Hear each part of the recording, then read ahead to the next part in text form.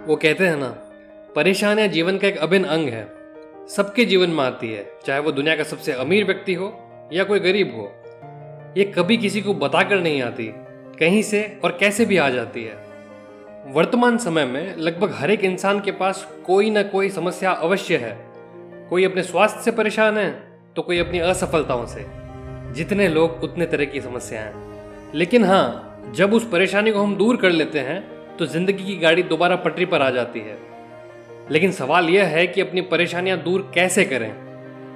आओ स्वामी विवेकानंद के जीवन में घटित एक किस्से से इसे समझते हैं। स्वामी रामकृष्ण परमहंस के शरीर त्यागने के बाद उनके शिष्य स्वामी विवेकानंद तीर्थ यात्रा के लिए निकले। देश के विभिन्न तीर्थों के दर्शन करते हुए वे काशी पहुंचे।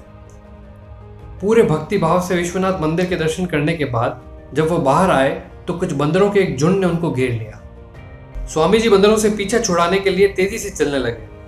शायद बंदरों को ऐसा लगा कि उनकी जेब में कुछ खाने को रखा हुआ है।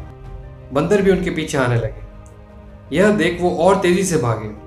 बंदर कहाँ पीछे रहने वाले थे, वो भी उनके पीछे दौड़े। स्वामी जी बड़े असमंजस में थे क्योंकि बंदर उनका पीछा छोड़ने के लिए तैयार ही नहीं थे। तभी स्वामी विवेकानंद ने एक बड़ी तेज और प्रभावशाली आवाज सुनी, भागो मत। जैसे ही स्वामी जी के कानों में यह आवाज पड़ी, उन्हें बोध हुआ कि वह विपत्ति से डरकर भाग क्यों रहे हैं।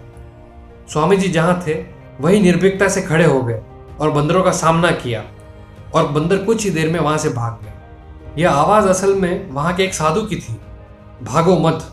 इन दो शब्दों ने स्वामी जी को यह आभास करा दिया कि मुश्किल से भागना नहीं, बल्कि दृढ़ता से उसका सामना करना चाहिए।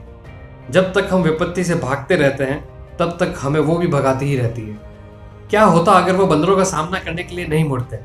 मान लीजिए कि वह खूब आगे तक दौड़ते और बंदरों से पीछा छुड़ा लेते, तो ऐसे में स्वामी जी क्या महसूस करते? वह अपनी जान बचाने के लिए भगवान को धन्यवाद देते, शायद अगली बार बंदरों से छुटकारा पाने का कोई नया तरीका निकाल लेते, या शायद अपने जीवन में फिर से उस रास्ते पर कभी नहीं जाते। मगर वो जीवन भर बंदरों से डरते रहते हैं। बंदरों की तरह जीवन की कठिनाइयां तभी पीछे छूटती है जब हम उनके सामने भागना बंद करते हैं। हाँ, यह देखने में एक बहुत छोटी सी घटना थी, लेकिन इस छोटी सी घटना ने स्वामी जी के जीवन में एक नया मोड़ ला दिया। इसके बाद उन्होंने जहाँ जहाँ अपने या समाज के सामने कोई बुराई देखी, वह उसे कतराए नहीं, पूरे हौसले के साथ उसका मुकाबला कर विपत्ति को पराजित किया। इस कहानी के जरिए मैं आपसे यही कहना चाहता हूँ कि परेशानी चाहे कितनी भी बड़ी क्यों ना हो, उससे घबराएं नहीं, बल्कि डटकर सामना करें। बेशक जीत आपकी ही होगी। हाँ, हमारे डर का सामना करना कभी आसान नहीं होगा। इसमें समय लगता है, कोशिश लगती है और डर भी लगता है।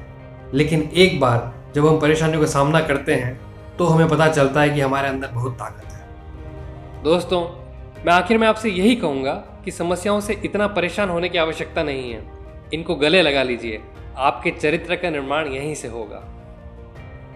दोस्तों, आपने इस कहानी से क्या सीखा कमेंट बॉक्स में ज़रूर लिखें, और अगर ये कहानी अच्छी लगी तो इस चैनल को लाइक करें, सब्सक्राइब करें और नीचे दिए गए बेल आइकन को भी प्रेस करें, ताकि इस तरह की नई कहानियाँ आपको मिलती रहे।